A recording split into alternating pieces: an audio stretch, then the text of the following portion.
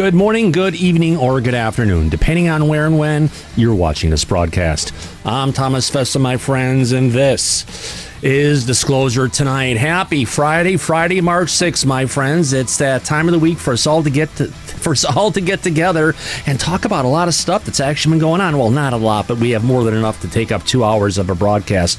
On that note, let's go ahead and welcome in our chat. Who the heck do we have out there right now? Before we get this thing started, good evening, Amanda. Thanks for being around. I see Amiga Rules and Anne-Marie. April's out there along with Avi. Good to see you, my friend, all the way from India. We got Blown Land Cruisers here along with the Brian Pemble. Good to see you, my friend. Captain K's here along with Joe Garrison. We got Cindy Fieldhaller, Craig Smith, Dan Larev. Good to see you, Delta Echo. Evan B's here along with Ever After DNC. Firefly, Flavio's here along with Florida Real UFO 73. You're new. Welcome, my friend. Frank T's out there along with Geraldine DeRazio. Jan, good to see you. J-Cat Meow, Dan Larev, Kathy, and Kelly Bro with those piercing blue eyes. Good to see you, Kelly, and Kathy for that matter. We've got Lon out there along with Marcus and the Mandels, or Marcus Mandel. Good to see my friend. Megan Betts is out there along with Megan. Metal Gaming Fort. Good to see you, my friend. Michael, Ms. Cussout, Nightshade Giggle is out there. Man, my getting tongue twisters today. We got Patrick the Magnificent, not once, but twice. Interesting. We got Peggy and Steve all the way joining us from that great state of Florida. Good to see you too. Rainstorm Hunter's out here along with Rony Deal, Sam, Scooby Dooby Gooby, the Super Unknown. Teresa's out there along with Two Midgets on a Horse, Wee Beasties, Weedlander, Wolf Dog, and Woodrow Smith. How about that? On that note, let me go ahead and jump into the back, my friends. Mike, how you doing, my friend? I'm doing well. It seems like there's a hot time in the old town tonight. We got a lot of activity going on all around the world today. Oh, yeah. It's going to be a lot to talk about. A lot of activity going on, but the one thing I want to bring out to everybody, there is, if you go to X looking for stuff, Mike, yes, there is an overwhelming amount of fake news. And if you're a verified subscriber on X, hit anything you're reading, hit the grok button. See if it's real. It'll tell you and give you a summary of it. But man, there's a lot of stuff in so many different areas. People taking old stories like from frickin' 20 years ago and bringing it up like it's new. Crossing the streams and a whole bunch of other stuff. Crazy things, my friend. Yeah, it's pretty bad lately. And I am in the wrong window here. Where did I do with Brave? Or are you, my friend? There you are. Yeah, I've got a story here. Before we get to talking about some of our top stories tonight, we've got another one that popped into our newsroom just shortly ago. Let me go ahead and bring this one up. First one, Mike, we've got coming up is Eric Weinstein. Yes. Interesting guy. He is. Scientist, isn't he? He is. He's a mathematician and into physics. I followed him for many years. I find a lot of the research and work and what he talks about in general to be very interesting. He's also a friend of Peter Thiel and has worked for him with his knowledge of mathematics to build the Thiel Fund. So, right. Interesting person. Oh, definitely, my friend. So let's get to this first story here. Let's jump across to the desktop view and let's get this going. Coming to us live from Twitter. Our dear friend UAP James is bringing this one to us. Let's get to it. All right. So Eric Weinstein says UFOs, atomic weapons, and Epstein are going to merge into one story about power that we don't understand. Before we start reading off what he's going to say, let's go ahead and just jump to this story, Mike. Yeah. And make it a little bit larger for our audience to go ahead and see. Move this across a little bit. I think you care more about the story than where it's coming from. So let's bring this up and full screen and get to our audience. Almost there. All right, here we go, everybody. Let's play it. And it's coming to us from the Piers Morgan podcast, Uncensored. Here we go. Donald Trump has now said he will release all the classified files on UFOs and aliens. And you posted after that, an enormous secret is buried here. I have failed to guess it year after year. What did you mean by that? We have a puzzle that I can't solve. There is more accumulated anecdotal, circumstantial, and sporadic evidence of an enormous program about UFOs than I know how to dismiss. I've talked to people who have strikingly similar firsthand accounts of bizarre behavior, either in terms of objects in the skies or the seas, or seeming U.S. government employees with no insignia and no identification behaving in bizarre ways. I can't explain the amount of firsthand claims from non-actors delivered with perfect sincerity that would make Hollywood blush if there isn't a reality behind it. Now, sometimes we get a look at that. For example, there's a private Air Force that seems to come down from the skies and destroy equipment of people observing UFOs that I think turned out to be the CIA's Office of Global Access. I wasn't smart enough to figure out how you could hide an Air Force inside of the United States from a breakaway society, but I think it was just the CIA. So, that was bad for me. I didn't get that right. I think what... Hold on a second, Mike. I got to bring this up really quick. A secret Air Force coming from the CIA, the OGA, the Office of Global Access, that's coming down and destroying people's UFO recording gear? No, operating, because they do the crash retrievals. Christopher Sharp, if you remember when we covered this, broke that story on the CIA's I got you, yeah. technology, OGA, and how they operate. Well, not really a secret Air Force. What they do is they contract whenever they have a retrieval. The Joint Special Operations Group, and they have SEAL Team 6, Delta Force. They have them go into even hostile nations to get these craft.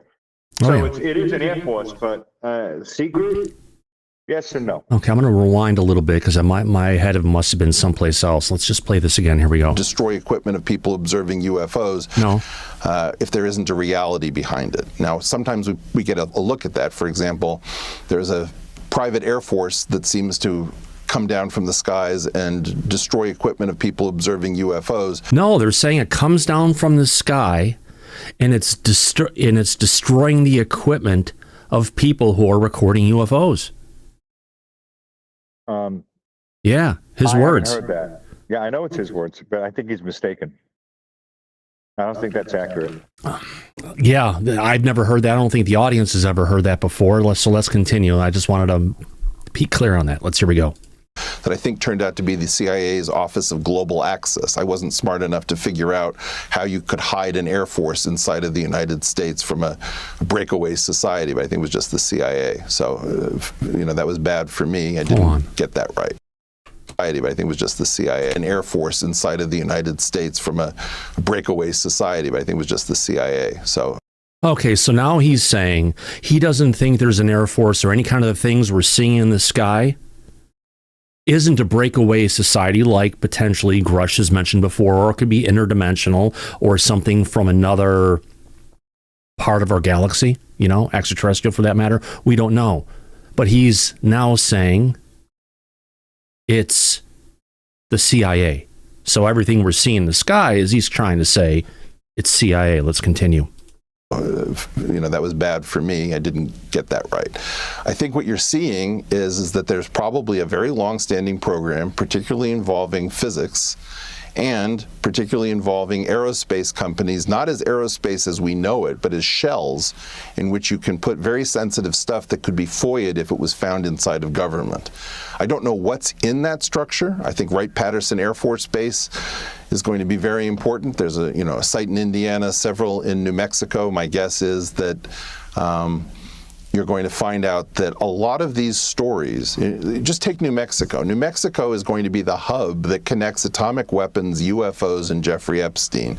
And they're all going to merge into one story about power that we don't understand. Human power is going to be centered in the state that we barely ever talk about. And so he's going to say aliens themselves and the technology we're seeing in the sky is all the CIA and it's tied to Epstein. Man, what the heck is he smoking? Because clearly he is not sharing, Mike.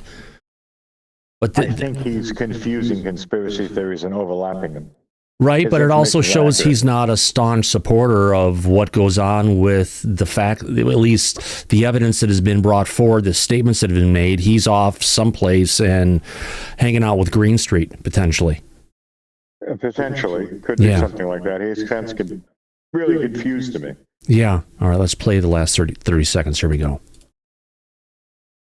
And including Bill Richardson Wow. at the Department of Energy, which of course is really the custodian of physics and our nuclear weapons, that Jimmy Carter converted from the AEC, where atomic energy was the cover story for atomic weapons. So it went from atomic weapons to atomic energy to just energy, and now we sound like Bill Richardson went there to be the head of oil and gas. So I think that you're going to find out that New Mexico is going to be the hub that connects all these stories. Well, doesn't Epstein have a ranch? A ranch, yeah. Like the islands where a lot of activity was going on in New Yeah. Mexico. Yep. This is, yeah, well, I'm not surprised. No, not really. Yeah, it's one of those things where you look to someone, you think they've got something that they're going to bring forward, but then again, people can be skeptical. Some people believe it, some people don't. I guess it comes down to the question. Let's go ahead and ask the audience on this one. First of all, the night. I guess it's going to be start a poll. It's going to be, what was it, Epstein UFOs, and what was the other one that was tied together? Epstein, UFOs, And atomic weapons. Atomic weapons, the Department of Energy. And Wright-Patterson Air Force Base in Ohio. All right. Simple yes, no survey. First one of the nights, friends. Let's go ahead and see what you can find out. Hey, Google, set a timer for 1 minute and 30 seconds. Okay, 1 minute and 30 seconds. Starting now. All right, we're going to go ahead and do a quick round with our audience. So far, we've got 29 votes in. So far, 30% of our audience is saying yes.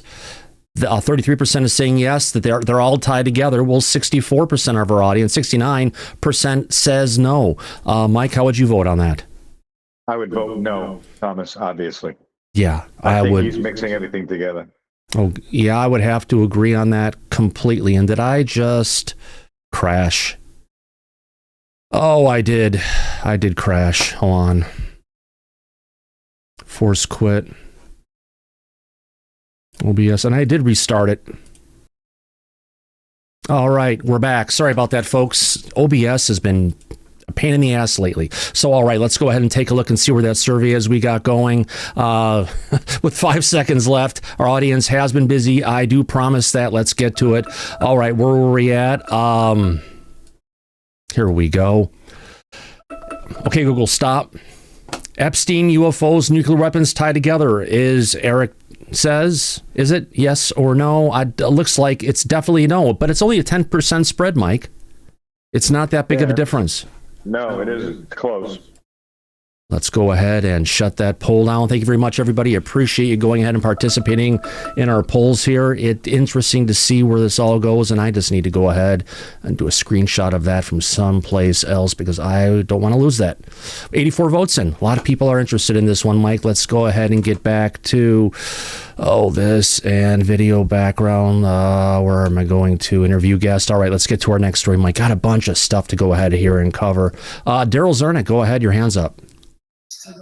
Hey, Thomas, I'm not seeing here in the back your video. Thank you. There you go. Yep. That takes care of it. Yeah, OBS crashed and I had to restart the whole thing. So, yeah, it's one of those things. On that note, let's go ahead and get back to my bookmarks here. And we'll go ahead and continue on. Got a bunch of stuff to go ahead and cover. All right. So, we got to cover it. It's a story out there. A statement's been made. Let's go ahead and get to it. This next one is coming to us about former U.S. Air Force. You know what? I'll get to that one in a second. I think people want to hear a bit about Eric Burleson, talking about where he's been, what's going on. We've got an interview with him over with Stephen Diener, describing some of the videos he saw, what's going on, and some other things. Let's get to it. I know he says this is not the clip. He's been to a site. We believe it's that site on the East Coast, right, Mike? Right. And you don't forget to put up the fair use. Oh, yeah. Gotcha, my friend. It was up. It will go back up now. Oh, where is that at? Fair use top. All right, let's get this video up here coming from the Stephen Diener podcast, someone who we covered in the past on our show. Hopefully everything's right with him. Let's go ahead and get to this clip that he posted over on X. Here we go, folks. This should be a good one. 1 second. All right, let's go ahead and play this one. Here we go, folks.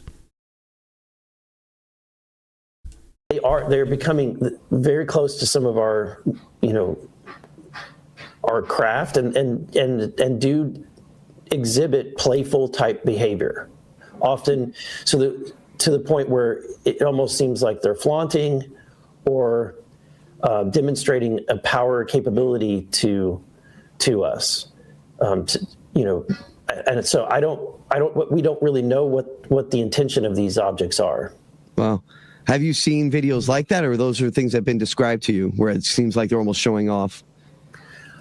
I haven't seen videos of them showing, quote unquote, showing off. I've seen videos of glowing type orbs that are demonstrating something that I would have never seen in any other context. Really? How so? Like what sticks out to you when you see that? The way in which they move does not seem to be under conventional propulsion. They're clearly not a drone.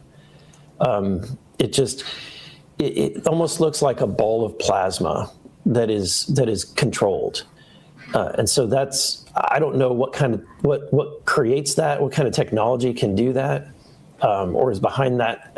But it's clear to me. I came into this topic thinking that there probably wasn't anything there. I can now definitively say that there's something there. Interesting. Mike, I think I know the video he's talking about. Back around 2021, when we had Elizondo on, and he talked about, and we got him to admit Roswell, on his personal opinion, 100% real. There was a video that was out there circulating at that time that showed a group of what you would maybe call orbs, lit up objects. We don't know their exact shape off in the distance, right? And as they were going along, their movements and what they were doing with each other appeared playful. It looked like you would have the equivalence of dolphins playing in the surf, like you've seen many times in the past. Right. And there's also, if you remember, the 23-minute video that Lou talked about for years with that high-resolution video that shows anyone, even if they haven't followed this topic, they see that video, they'll have no problem identifying that the object that we're looking at in that video is not of this earth or man-made. That being said, that object came up from a mountain range onto a MQ-9 Reaper drone that was doing surveillance and photographing it from a very far distance right up to the drone. So you could see in high detail, this object was not one of ours. It would then shoot back off to the horizon where the mountain range was, out of distance, and then come back. And it was doing this for 23 minutes. Right. So that sounds playful to me. But then again, the issue I have with that is when you use the word playful, that's more of a human emotion, not something alien to us. So right, but I would describe it as like I described it with dolphins. They appear to be playing around. They're not just going point A to point B. They're having apparently what is like fun in the surf, in the water, how their movement is taken, and whether that this is the non-human intelligence following their own behavior or mimicking stuff that they've seen that dolphins have done. Or just they're mimicking our behavior. Could be either or. Yeah, but the behavior that I saw in that video wasn't human behavior. It was literally the behavior of dolphins. But anyway, let's aside from that, no, we've got another part. Representative Burleson says he has visited a location to look for infrastructure that indicates a transfer of UFO material. Ah, okay. This is that the Puxtanet. What is it called again? Pax River. Pax River. Thank you very much. Yeah, the Pax River. So let's go ahead and see what Eric Burleson has to say on this one as well. All right, let's hit play and see where it takes us. Here we go, folks. I fully expect that many of these sites, there isn't going to be material there. But what I can't, for example, if I went to a site, which I did go to one recently, and I'm going to wait until I visited all of them because I don't want to ruin my opportunity to visit the other sites. What I was looking for, I had information that there was no material there, but there's enough evidence of the infrastructure on the property to indicate that there was, what I was trying to do is prove or find any kind of evidence or proof of the narrative. And so if I could prove, for example, that there was a building that was created for the purpose of receiving a transfer of goods, then at least if the building exists, then I can identify and prove that there may be some validity to that story. I fully hear that again. Hold on. Enough evidence, but there's enough. What I was looking for. Okay, so this is what he's looking for. It doesn't sound like he found it. So let me get the text up on here so we can all see that. Let me just get this to the full view. I just want to look at the words exactly. My mind is interesting today, to say the least. Let's go ahead and get to video full. I know it's in here somewhere. All right, let's get to it. Put this up here, and I think this is just going ahead and showing text, so I think we can get past it. All right, let's get the text up there. Let's go ahead and do it, and let's dive deep into this if we can. I'm going to turn off the auto chat on this so we can focus here for a second. All right, here we go. Ruin my opportunity to visit the other sites. What I was looking for. So he doesn't want to tell us anything until he's seen all the sites, because he doesn't want to potentially have the door closed to him on future sites. Okay. Or I had information that the material, that there was no material there, but there's enough evidence of the infrastructure on the property to indicate that there was, what I was trying to do is prove or find any kind of evidence or proof of the narrative. And so if I could prove, for example, that there was a building that was created for the purpose of receiving a transfer of goods, then at least if the building exists, then I can identify and prove that there may be some validity to that story. I fully expect that many of these. All right, so he's been somewhere. He knows what he's looking for,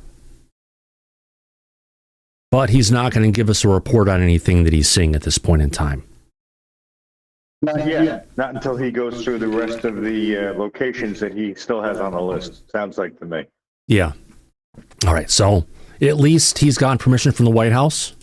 Things are slowly moving forward, but at least they are, for that matter.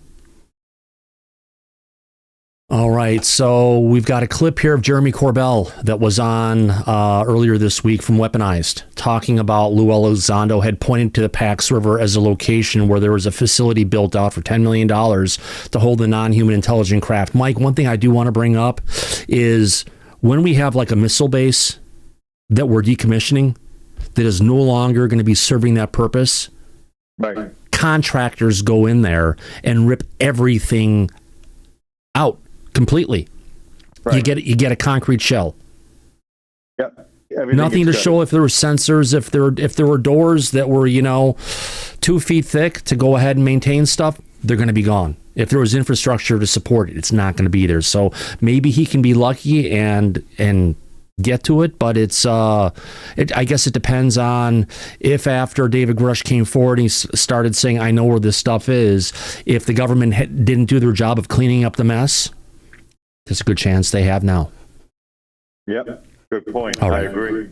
So let's get to this next one here, coming in of Lou Elizondo pointing the Pax River as a location where it could be. This one's Jeremy Corbell coming to us from his latest Weaponized. So let's bring this one up and get to it, folks. Where did that go? Thomas. Wait, desktop. There we go, Mike. Let's go ahead and play this clip. Anna Paulina Luna, under Rep Luna, who's a badass. shit. got like Representative Burchett and Burleson doing really high level sophisticated meetings, working with whistleblowers I brought forward. Like they mentioned Matthew Brown. He's a resource for them, absolutely. Yeah. And so like David Grush as well. Yeah. And they are actively pursuing the leads of trying to get access to where some of the NHI, non-human intelligence made craft are, as well as biologics. Wow. They've been giving locations. I think very famously, Lou Elizondo pointed to Pax River as a location where there was a facility built out for $10 million to hold the non-human intelligence craft. So I'm not saying that. I'm not breaking any rules. And you could say whatever you want about Lou Elizondo. He's a spook. He's not a spook. The information is correct. Can you pull up Pax River UAP? I've been warned not to like talk about this. Fuck that, man. It's all out in the news. And yeah, it is. On that note, we've got a letter here that came that was sent to Lou Elizondo, Mike, on, let me get this one. Come on, copy it down. Let me go ahead and open this up in preview so I can deal with it a little bit better than what we've got going over on X preview. All right, let's get to this letter. There was a letter to Lou Elizondo. I believe he... Okay, enclose our post-hearing questions that have been directed to your attention and submitted to the official record of the Subcommittee on Cybersecurity, Information Technology, and Government Innovation, and the Subcommittee on National Security. The Border and Foreign Affairs joint hearing was held on Wednesday, November 13th, 2024, titled Unidentified Anomalous Phenomena, Exposing the Truth. Question. Are you aware of the recent claim made by journalist Christopher Sharp regarding Bigelow Aerospace, Lockheed Martin, and the CIA allegedly blocking the transfer of materials of advanced non-human origin? His answer is yes. The CIA opposed the transfer of materials of advanced non-human origin from Lockheed Martin to Bigelow Aerospace. Question. Can you confirm or deny the attempt to transfer non-human technology to Bigelow Aerospace from Lockheed Martin during your time at ATIP? Let's see where this goes. Response, yes, I can confirm that specific facilities were identified to enable Bigelow Aerospace to acquire and securely store recovered UAP materials as the new custodian following the transfer from Lockheed Martin. These facilities included locations in the Las Vegas area, which apparently we don't know about yet, and a newly built hangar at Punxsutawn at Pax River Naval Air Station. Specifically, the Pax River hangar was designed to facilitate the transfer of future materials via air and river. The hangar was purpose-built to meet the requirement of a Special Access Program facility in SAP-F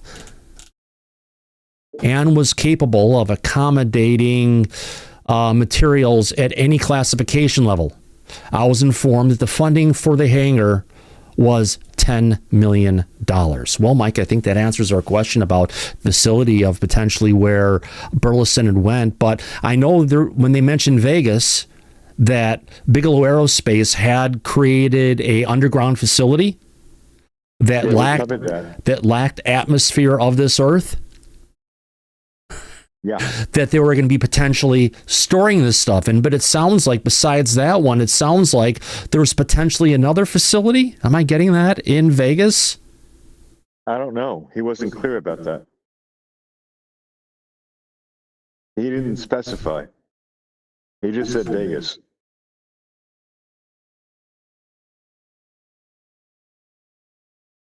Okay. These facilities included locations in the Las Vegas area. Right there. Yeah, plural locations. Right. Well, you and I covered on the show the blueprints for the special hangar that Bigelow built. Oh, yeah, but we absolutely. Didn't find the second one. No. We know the one that's there, unless it's just Lou talking about the facility at Bigelow Aerospace where it was going to be stored versus the place where the transfer was going to be, where it was going to go. So let me say this again. I confirm that specific facilities were identified to enable Bigelow Aerospace to acquire and securely store recovered UAP materials as a new custodian following their transfer from Lockheed Martin. These facilities included, so securely store. I'm going to say the Las Vegas area one. That was the update to Bigelow Aerospace. And the other facility where it was coming from was Pax Naval Air Station. Right. That actually makes more sense and lines up with what we know already about this. Oh, yeah, it does. Mm-hmm. Yeah, it does. Interesting to see how all of this stuff is always connected, my friend. All right, let's get back into interview guest, and I can get our next piece up for us to cover. A bunch of things to get to, my friends. Hopefully, you're all having a good time on the show. If you're a subscriber here on Disclosure Tonight, would love to have you. If you're not a subscriber in Disclosure Tonight, would love to have you as a regular, eh, Mike? Oh, by all means, please like and subscribe. Yeah, I need to. And we give a double your money back guarantee. Oh, yeah, So absolutely. Of course it's free. You have nothing to lose. Saturation, where is that at? I thought it was here. Give me a second. I have to fix one thing here that I fucked up, like I always do. Filters. Where is that at? Color correction. Defaults. Yes. Turn it on. Saturation down a little bit. All right, there we go. Okay, let's go ahead and get to our next piece here. Oh, well, everyone got to see me. There we go. We got that taken care of. Our next piece that we're going to get into. Okay, so we've got the stuff with Burleson taken care of. We got that one taken care of. All right, since we're talking about Bob Bigelow, right? Right. We got an old video here of Bigelow saying we have the holy grail of UFO machinery. Bigelow drops bombshells. Machinery really does exist. The problem has been the inability to back engineer it. So let's go ahead and get this one up next and bring this up for audience. Oh, this is when he was interviewed by George Knapp at one time. So great. This is a great one. Let's go ahead and get this one playing. All right, folks. Hopefully, here we go. Let's play it. Questions? Well, and you're leaving out, the kind of the holy grail of the topic, machinery. Yeah. Is there machinery? That's what the New York Times story, which we'll talk about in a second. New York Times reported that you modified your facility here in order to house some material from somewhere else. Did you ever have it? Never had any. Do you ever see it? Do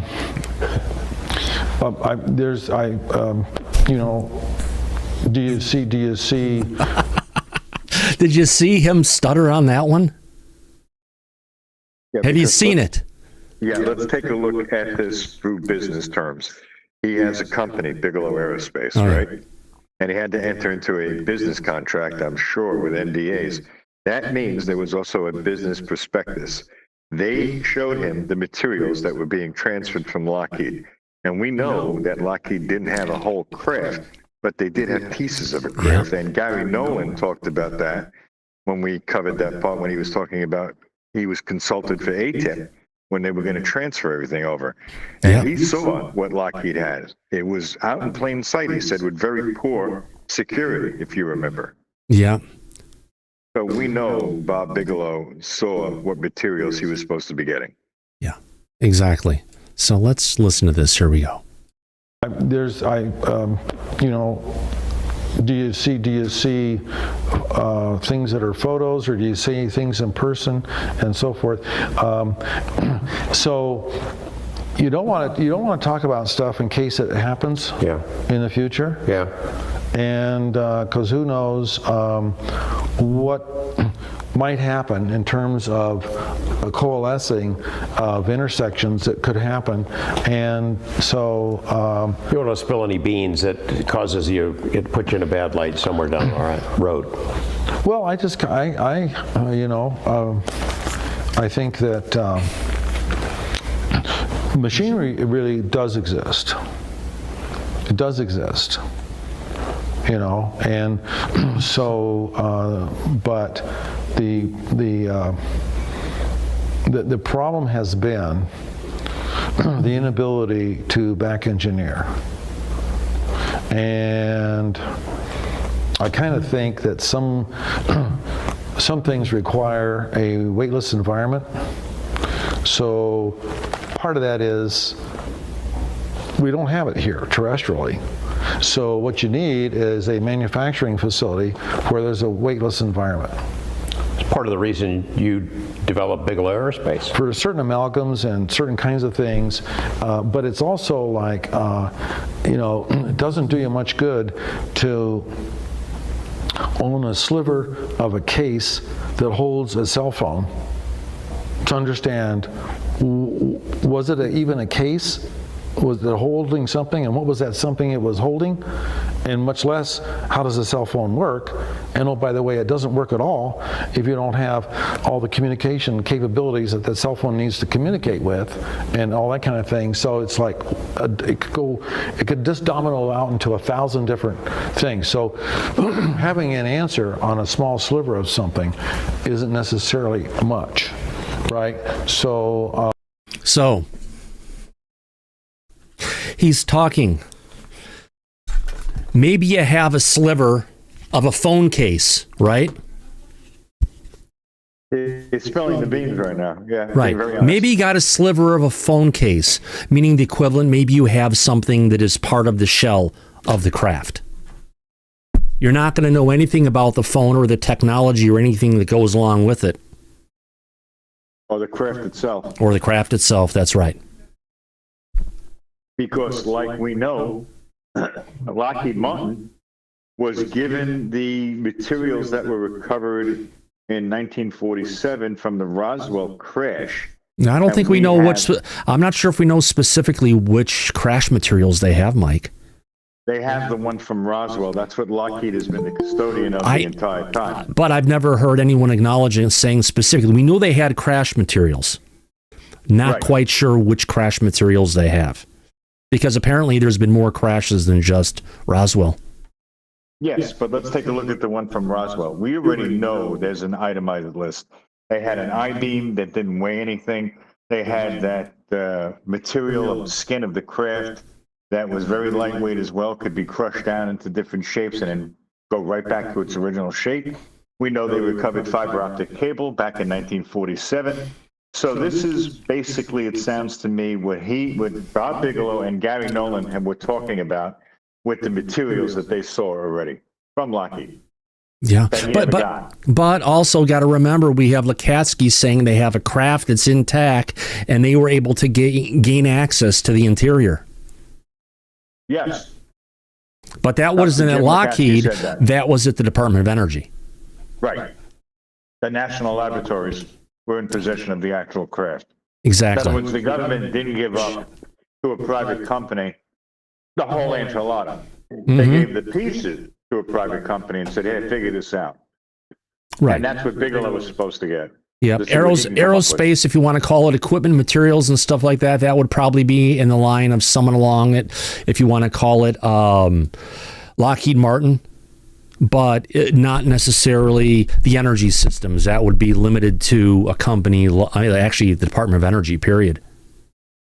Well, an entire craft would be under the purview of the Department of Energy. Mm-hmm. Right, not pieces. Pieces they gave off to private companies like Lockheed. So we know this already. This is the pieces of the puzzle over the past 80 years that we have been putting together and uncovering. So we have an idea of what it is that he's talking about. I also think it's interesting that he's being so honest right now with George Knapp about what exactly was going on and what they were expecting him to do, including about not only did he have to have it in a zero gravity environment, also a vacuum like space, no oxygen. Because we've also heard that some of these materials that are recovered, they operate differently on an Earth atmosphere environment than they do if they were in zero gravity. You're down the wrong path. Let me pull you back, Mike. When they're talking about the need to reproduce this stuff in a zero gravity environment, that's the exact same stuff Hal Puthoff was talking about in the past, where they tried to go ahead and recreate it, where they're laying down these materials on an atomic level, one atom layer at a time, trying to go ahead and, if you want to call it, reproduce the skin of the craft, or these metamaterials that were put together. And when they were doing this in a environment with gravity, no matter what they did, the layers that they were laying down delaminated, meaning they fell apart from each other. They didn't stick. And that's why they wanted to have this stuff and work with it in a zero gravity environment. Well, didn't Bigelow just now tell Knapp that he created a storage facility that had like similar to space? No, well, it wasn't. There wasn't gravity. It lacked an atmosphere, and he didn't bring that up. I had just brought that up before that went on. So yeah, there was his facility in Bigelow Aerospace in Las Vegas. They dug out and they built an underground level to go ahead and work with these materials, and that particular facility was airtight, had airlocks and stuff going within it, and inside the area where all the work to be done was, it lacked an atmosphere. And generally, if you say you have an area that lacks an atmosphere, one, you're doing it because if the material you have is exposed to the atmosphere of Earth, it'll degrade. That could be one possibility. The other possibility is they're dealing with something with the biologics, and they want to be able to keep this stuff locked away in a if you want to call it, airtight facility to make sure nothing's going to escape. Or also degrade, like you just said. Yeah. Either or. And we went over the blueprints for that vault that he custom built out in Vegas. Yeah. I remember. So yeah, it had all the specifications he was just talking about to George Knapp. Yep, exactly. So on the subject of Pax River, which ties this all together, a bunch of stories just kind of going off in different directions on it. Let's go ahead and get to this next one here. All right, coming from the UAP One over on X. Shrink that down just a little bit. Around 1964. It was a critical UFO-related year, almost as if bringing a non-human craft to Pax River facility, too bad for Bigelow, was a self-fulfilling prophecy.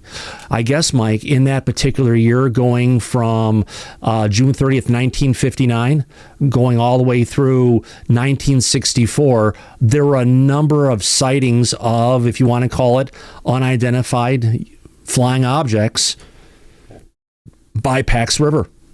Or by Pax Naval Station.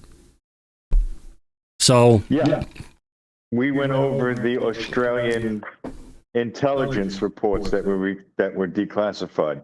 Yeah, for 4 days. That was one hell of a multi-part episode. Oh yeah, but we knew 59 to 64 was very UFO heavy at that time. Right, which means the facility they had some of the craft and some of the stuff in at Pax River may have already been there.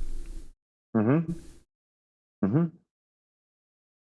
And they upgraded to be able to transfer for stuff to get out and be able to go where it needed to go. So either way, exactly. I wish Eric Burleson great luck to try and figure out what the heck is out there and find some places. But it's not him. It's what do you call Eric Burleson working in coordination with good old David Grush. Oh, we know David Grush is involved in this. He has to be. Oh, God, yeah. Granted, he's doing less than he has in the past. All right, but he is doing something. All right, we've got a Ask a Poll exclusive little 26-second clip, I believe.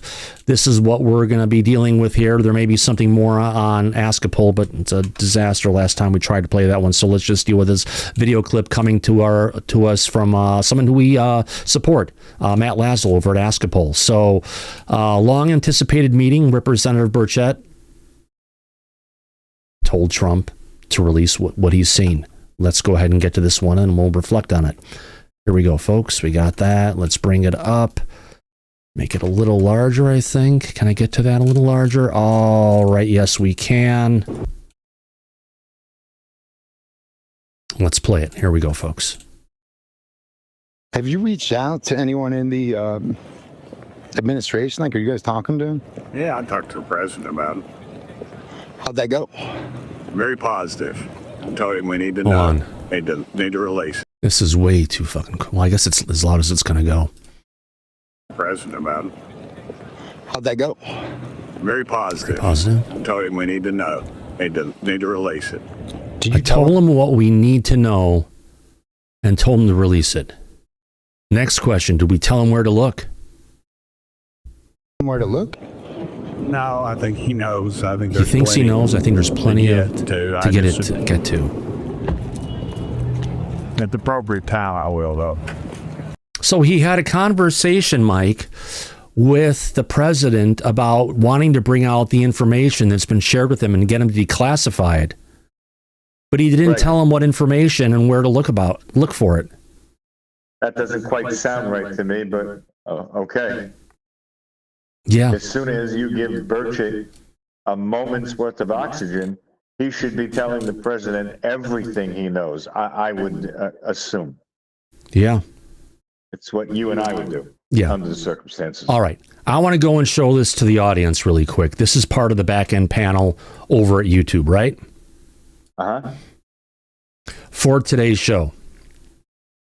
UFO News Update, Representative Burleson and Specs. You can say categories entertainment, privacy is public, monetization is on, but ads automator is off.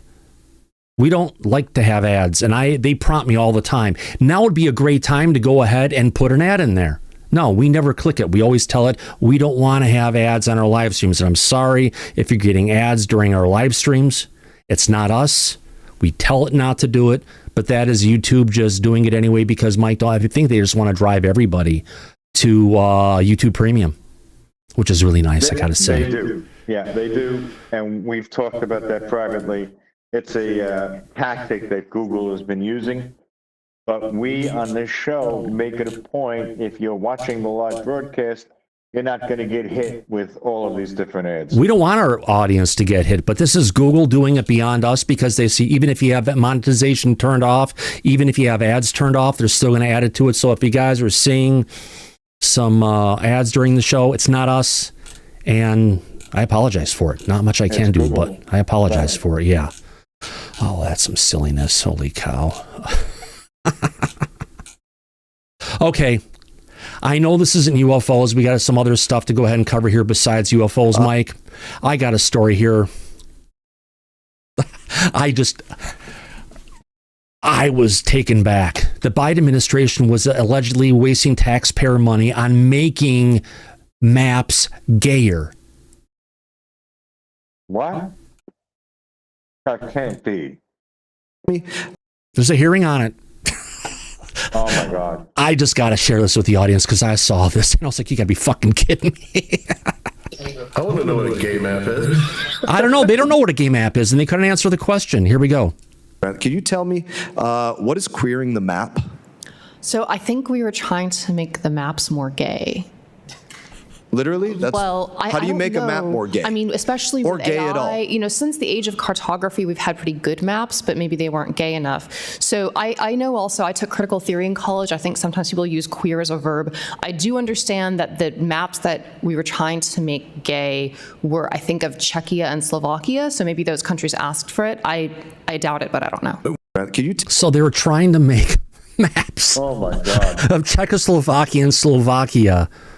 Gay. Pink? I don't Fuchsia? know. Put it in heels? Too much makeup? Make it look like a clown? I have no idea. Make it trans? I don't know. It doesn't make a lot of sense. No, they're trying to make it gay, not trans. Oh, there you go. I mean, DC Muscle Wolf. You got that one, Daryl.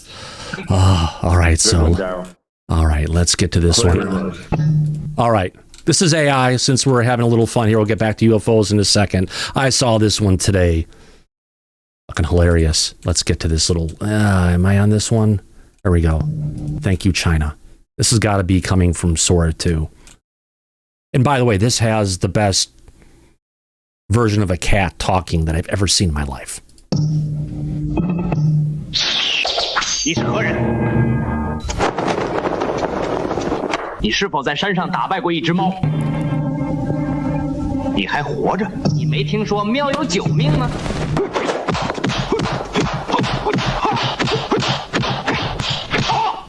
接下来我又不客气了，哈又来这套，我也不会对你客气。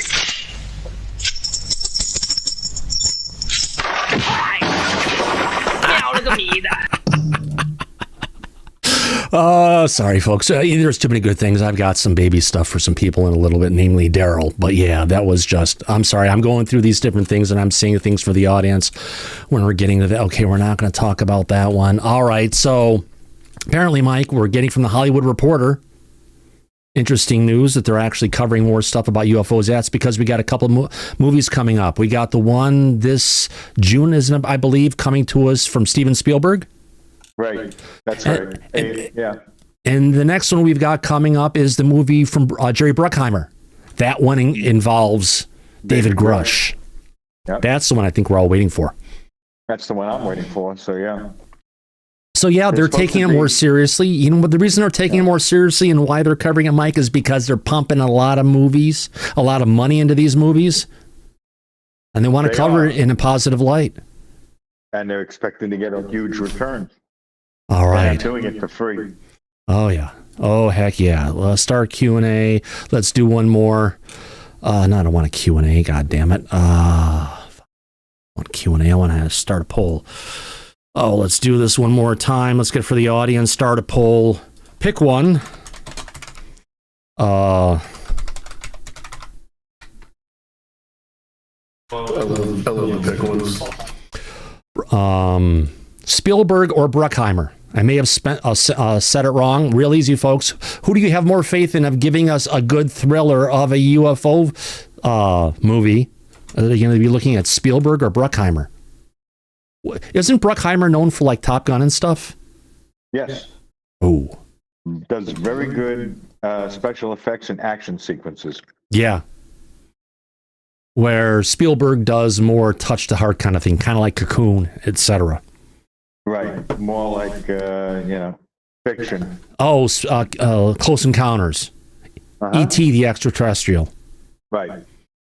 But with 36 votes in already, it looks like Spielberg is winning here. Our audience has more, likes for him. I guess that'll be the kids' movie, and the Bruckheimer one will be more for the adults. But, we've got a 75 to 26, 75% to 25%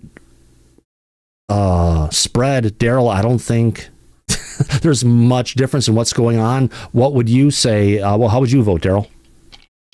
I mean, it was Spielberg for sure. Spielberg. Just too much good, too many good movies that really affect me. I think he's definitely the better guy. Yeah, I personally, if I voted, he focuses on marketing and merchandising of his movies as well. So Thomas is right when he said that this is going to be more for the kids. That's my impression as well. More of a date movie, potentially. Right. Nothing wrong with that. No. So, I didn't set a timer on this. We got 49 votes in. Once we get to 50, come on, we got one more votes in. Mike, it's not going to move much more in any particular direction. I am going to go ahead and close out this poll, and there we go. The audience has spoken. Disclosure tonight, whether I agree with it or not, has picked Spielberg. Honestly, personally, I'd go with Bruckheimer. Just because Grush is involved, and it's going to be more realistically tied to Disclosure and the shit that Grush already knows. Right. I agree with you on that. But on the other hand, Spielberg has had a little bird flying and telling him all the secrets of what the federal government had for a long time. Yeah, he had a version of Jacques Vallée in Close Encounters, so yeah. I don't think we're going to get that in this new movie of his, but we'll see. Yeah. Oh, absolutely. Absolutely, my friend. All right, let's go ahead and put that down. Let's bring the chat back to where it's at. I like the pick. I like the quick pick ones. It's quick. It's easy. We can go ahead and get through it for our audience. All right, let's get out of this post. Oh, no, not going to say that one. That's for tomorrow. Got Kirkpatrick. No, Ukrainian gold. Not that one. All right, so Aro, Mike. Aro is broken. Why? Well, the report that they were supposed to give us for 2025, giving us for the last year of here's everything we did, here's the evidence, here's the stuff we didn't solve, here's the stuff we solved, all the stats of what RO's supposed to be doing. There's a law in place. Correct me if I'm wrong, right? Oh, there is. And they're supposed to go ahead and deliver by specific dates, kind of like we have the, what do you call it? The historical report. Right. Of which, when Susan Goff is asked time and time again, she does not reply. Gee, I wonder why. Because any information that they eventually do put out there is all bullshit, propaganda, and lies, and very inaccurate. So even though they haven't been following the requirements by law to put this out in a timely fashion, I don't really care about those reports that we haven't seen yet. We know what's going to be in there. Yeah. Not missing anything. Oh, fake news, as Trump would call it. Right. Right. Yeah, Exactly. lies. Talk about more lies. We've heard the stuff from Rob Heatherly and Matt Ford and everything with regards to Wikipedia and how broken it is, as much as RO is for that matter. Oh, this one takes the cake. Wikipedia editors are steering civilizations back to the Stone Age. Specifically, according to Wikipedia, the Ariel school incident, remember that one? The UFO came down, all the kids rushed out. It looked like they were like jumping back and forth in time and glitching out and all that kind of stuff, in which 62 people reported seeing a UFO and non-human intelligence. Right. They're now calling out that the kids may have just been a puppet show designed to promote awareness around AIDS. Yeah. In 1967, they were worried about AIDS. Right. Well, that wasn't in 67. That was back in the 70s or 80s? 70, 74, maybe? But it was before AIDS. Either way, Wikipedia has gotten completely ridiculous at this point with their conspiracy theories. Oh, let's give our audience this one here if I can. Let's just do another poll. I already know where it's going to go, but let's just do it. Okay. ARIEL school. It's Kraft and NHI, or a AIDS puppet show. I can't believe. You know, it's just getting so freaking ridiculous, Mike. Ariel school, folks. This is your chance to go ahead and vote one more time. Yes. What do you think? Was it Kraft and NHI that these kids saw? Or was it an AIDS puppet show to build awareness? Yeah. Oh, my. I wonder if Susan Goff came up with that one. Well, I think Susan Goff may have voted because we've got 11% of the people so far out of 37 votes. 11% have to speak up right now because I want to hear about the. I mean, I wanted to vote for the AIDS puppet show, but I had to be honest, right? Right. Where did the second choice come from? It was a story we just talked about. Wikipedia just put stuff out there saying they didn't see aliens in a spaceship, that they saw puppets for an, to teach the kids about AIDS. I can't make this shit up. No, it's just insane. It's beyond insane. Man. Yeah, let's say this what it is. That's what they got to be. What the hell? They're smoking, man. They are not sharing. No. That's totally. But then again, we've got 13% of our audience. Well, and our audience can go one way or the other. Yeah, that's some of the dumbest shit I've ever heard. You can say that in the chat. That won't get you deleted really around here. People in the 13 and 20% to come into the back chat, and if they're in the back chat, I want to know. Or someone say something in the regular chat. How in the hell did you pick an AIDS puppet show? Please tell us. We'd love to know. Join the link at the top of the chat. Come in. We won't be mad. 11% are from Denver, maybe. Denver sucks, yes. We know that one if you watch, Space Weatherman. Ben Davidson. Maybe they're being sarcastic. Maybe it could be, but you never know. Metal Gaming. How did you vote? Tell us. Good, Martin. Yeah. Wow. All right. So I think we've got enough time. We got 57 votes in. All right. Our audience has spoken on this one. Thank you, audience. Appreciated. 59 votes in. 60 votes in. And we went up again a little bit more. Here we go. This survey is over. Kraft and NHI, 83%. Thank you, folks. And the other ones, you know, different strokes for different strokes for different folks, right, Mike? Maybe they were just fucking around, Thomas. It depends on if your hand is this way or if it's that way. Feels like it's a friend. Yep. All right. Gotta have some fun here, folks. Yeah. We are an adults-only show. I'm trying to limit the F-bombs today because I got shamed. God. Even though it is F-bomb Friday. Fuck you, Friday? Oh, God, yes, it is, my friend. You got to be able to say that. That's what it is here. We're known for. We're not as bad as Tom fucking King, my God. Oh, my God. Yeah. No. Yeah. I know. Not even close. I remember I was at work one time and I was doing some coding and different stuff, and I was like, fuck. And I had this one woman next to me. Oh, God. She was like, Thomas, shame on you. Yeah, some people can be that way. All right, what do we got? All right, so remote viewing. This one got me going there because we're talking about alien bases hidden on the planet, right? We've got, this is the Aubrey Marcus podcast. Former government remote viewer, Sergeant Lynn Buchanan, details his sessions pinpointing non-human bases in Australia, Spain, and beyond. Buchanan, who spent years gathering intelligence unreachable by conventional surveillance, discusses how these facilities operate and why they've remained off our radar for decades. So this guy is like a legend when it comes to remote viewing, Mike. That's the ability to get into a meditative state and to see things that are presently there, things that have happened in the past, and things that are going to happen in the future. It's one heck of a state of mind of consciousness, and by the look of it, this guy fits the role. So let's play this clip, folks. This one, I've never heard him talk about this before, so let's get into it. Actually, I've never seen him talk before. Let's get into it. All right, ET targets. I mean, what were you discovering? What did you see?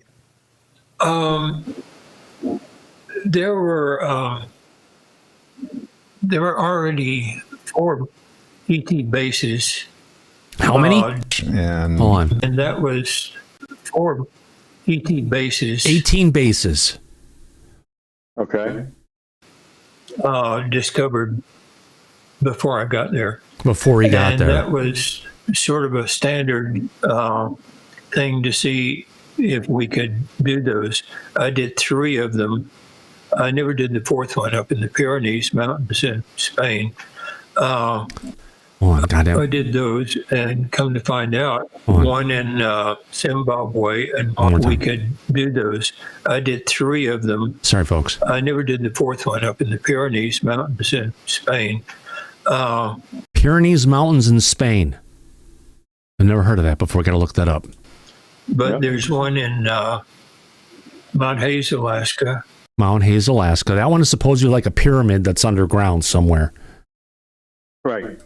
One in Zimbabwe and one in Mount Zeal in Queensland, Australia.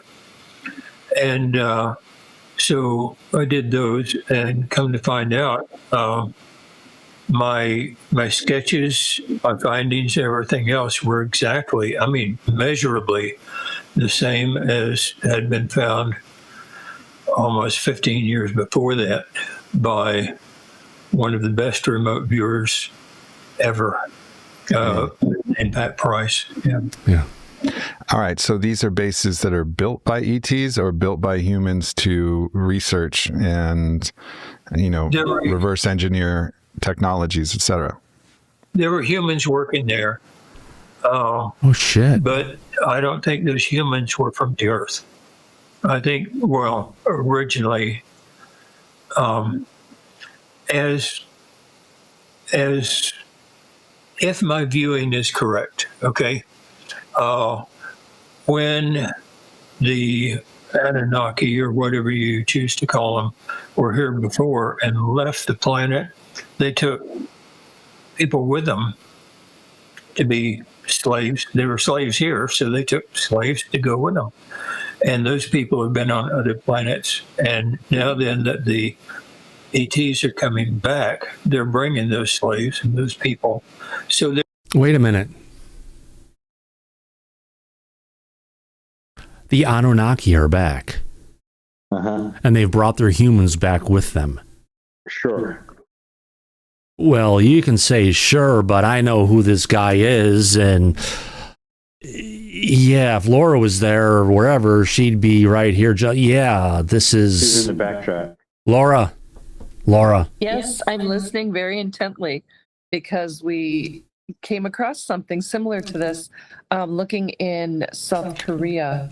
That big circular object a long time ago, we said, no, that's not it. And somebody since talked about it not being it for other various reasons.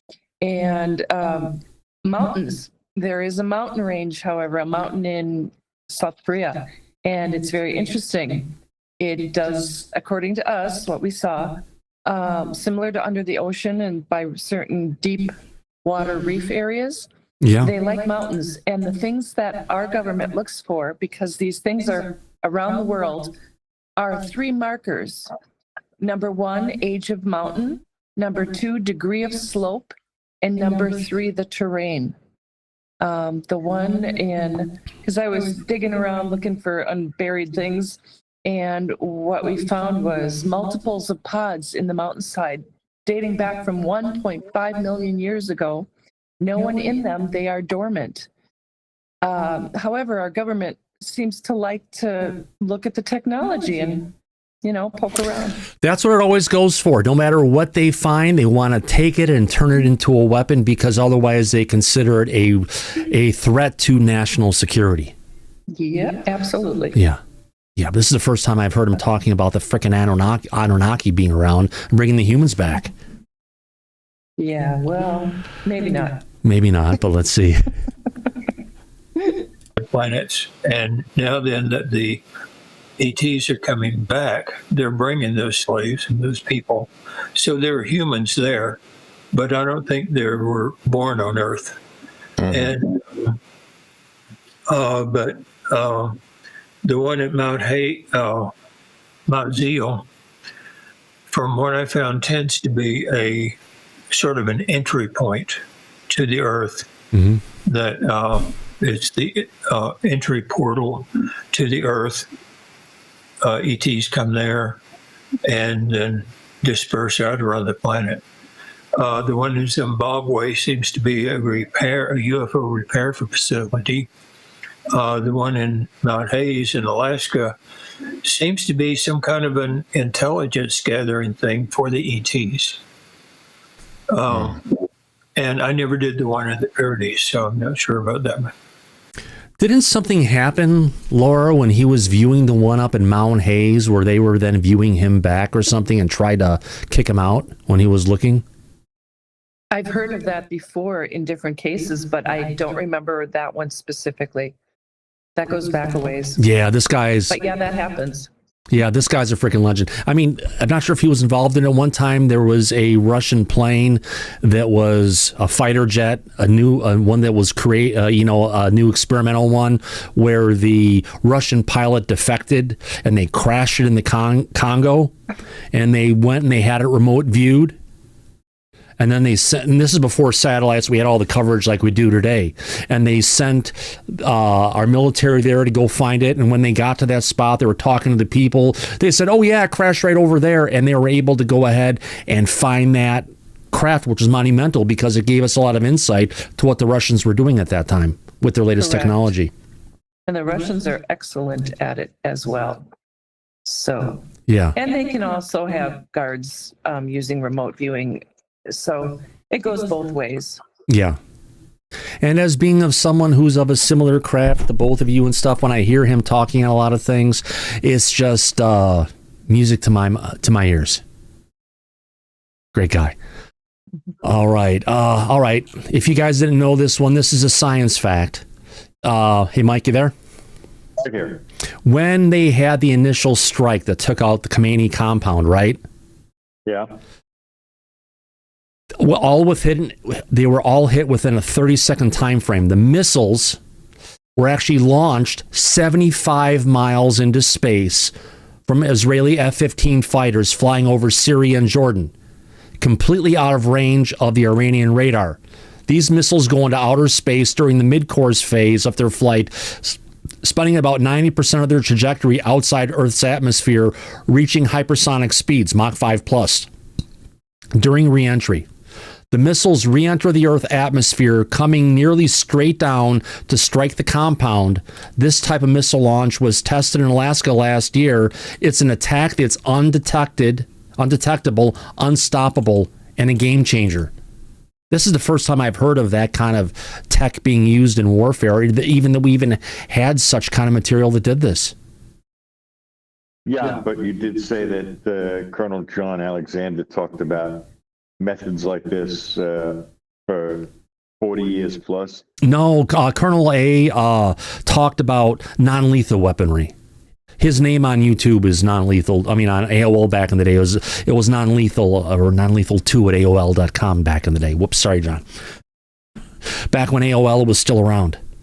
Right. Great guy, though. But yeah, he was into, I guess he did hyper-lethal weaponry for a period of time when he was with Los Alamos, and then he went in to do stuff with more of non-lethal. But he's an old guy. He's been retired probably for at least 20 years. But even though he's been retired for a while, it didn't mean that he wasn't still going to Washington, D.C. and briefing new presidents about what he's been working with in the non-human intelligence for a while. All right. This one I found. Daryl, are you there? This is another funny AI video I've got to play, and I will be clear on this. This is AI, 100%. Let's get it up here. This is what AI was made for, is what they're saying. Let's bring it across a little bit. I think you guys will like this one. Here we go. Got to have some fun. It's Friday night, folks. Breastfeeding is weird as hell, bro. I mean, my food comes out of my mom. What is that all about? Like, is she supposed to be my parent or my fucking friend? My mom said I have to start potty training. I'm like, excuse me? You want me to go to another room and sit on a cold seat instead of shitting comfortably in bed? Are you fucking serious? Someone asked me what I want to be when I grow up. I'm like, never mind what I'm going to be. I still haven't figured out what I am right fucking now. Mom keeps wrapping me in blankets, so I'm thinking of some kind of burrito maybe. Mom says I have to eat my vegetables if I want to get big. I'm like, oh yeah, Mom? I have to eat my vegetables to do that? You sure? So I know for a fact your ass didn't get that big eating no motherfucking vegetables. I said a swear word, and my dad threatened to wash my mouth out with soap if I say it again. I'm like, do what you gotta do, Dad. Just promise me you won't use the same bar of soap that you wash your fat fucking ass with. I had a rough night nursing last night. It's like I have no self-control, you know? I keep telling myself, it's fine, I'll just get a little tipsy. But I know it, I'm totally fucking tit-faced, bro. Grown-ups always tell kids not to play with our food, but my food is boobs. So how come my dad can play with my food, but not me? How is that fucking fair?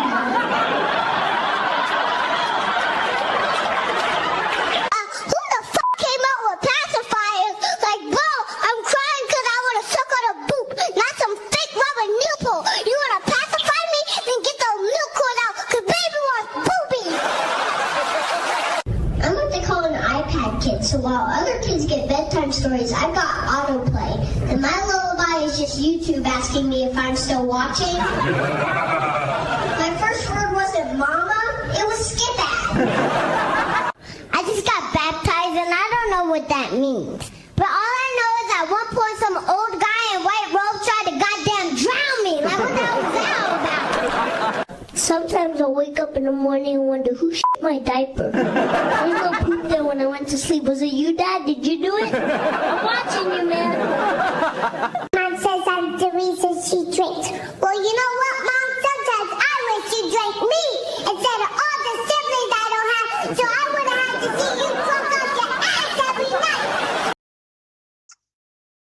That's funny. All right. I think that was the end of it. Yeah, funny stuff, Mike. You got to have fun with that one. Yeah, I know. It's not quite disclosure stuff, but as I'm going through everything and I'm seeing some of these things, you know. We're serious about not being serious. Oh, God, yeah. You better believe it. Oh, Jesus, what the hell is that? Get me back to my bookmarks. There's so many catfighting videos that have showed up. All right, on our next story, Mike, let's get to some serious stuff off in disclosure land again. I think we've got another story left in me here. Well, not disclosure just yet. Chemtrails, right? Yes. They've all said it's fake for the longest time. A lot of people have. It's not real. Right. Well, we've got the head of the EPA going out and talking about this now. And guess what? What? It's real. Please. Let's see what he has to say.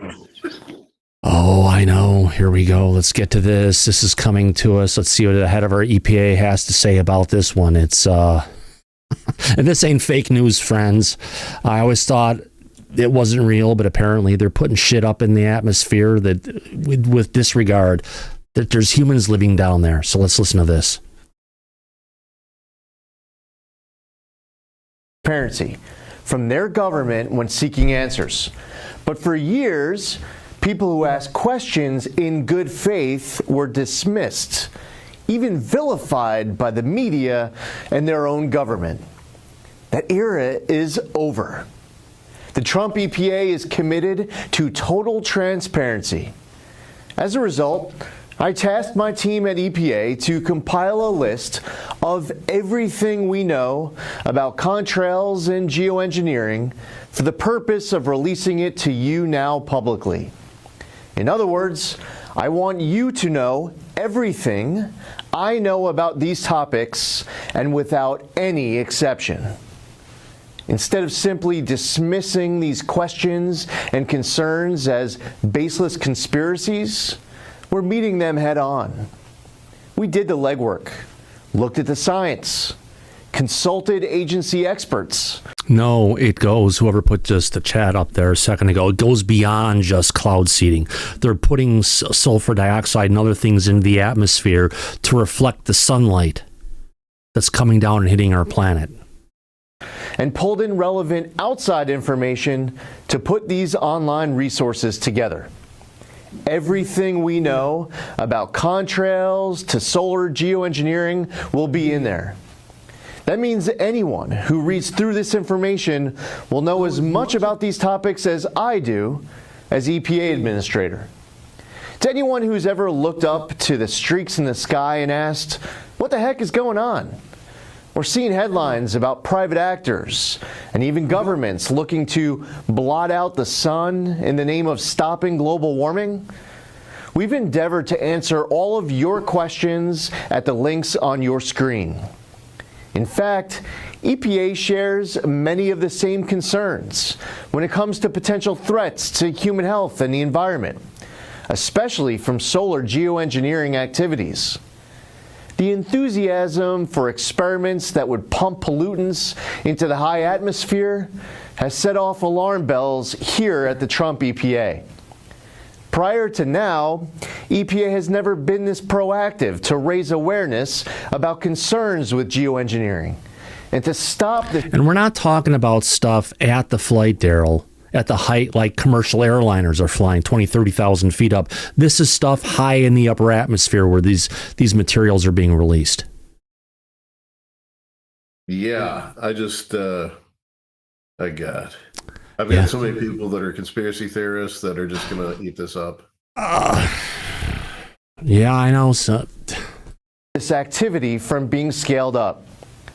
This is what it looks like when government actually listens to the will of the people and doesn't try to squash it. You can always trust this administration and this EPA to take your concerns seriously, answer your questions honestly, and carry out the will of voters with integrity. Well, I had no idea they were going out there, Daryl, but apparently they are putting stuff in the upper atmosphere to try and reflect sunlight out and combat, as they call it, man-made global warming. Well, What? They're pumping. Man-made global warming. Why would you want to do that? Well, yeah. Well, I guess it's to try and combat what they're saying is man-made global warming, but they have to take a look into the fact that we've got 8 out of 9 planets that circle the sun right now, Mercury not included. Every single one of the planets is seeing changes to its atmosphere right now. So it's not just us. And plus, anytime Earth goes through a geomagnetic flip like we are moving towards it right now, it causes our climate to destabilize, which is kind of what we're heading towards. I guess I'm going to have to read this. I'm on their webpage, and it says that it was developed to the EPA's New Island resource on condensation trails or contrails explains the science behind the aerial phenomenon and addresses myths and misconceptions that have persisted for decades.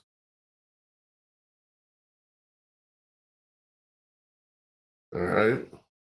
Interesting enough. Okay, we got that one. Yeah, I know, Mike. Interesting times. You never thought we'd see that kind of stuff. Well, we've got another movie director, Michael Mazzola. Oh, God. Who is the director of all of Stephen Greer's documentaries, talking about Disclosure, and let's see what he has to say. I had a clip of Stephen, but I'm not playing that today. Sorry, folks. Let's play this from America's Real Voice, and let's see what he has to say. Oh, there we go. Catastrophic Disclosure. That's one of Stephen's movies. Yep. All right, Michael, are aliens real? Oh, of course.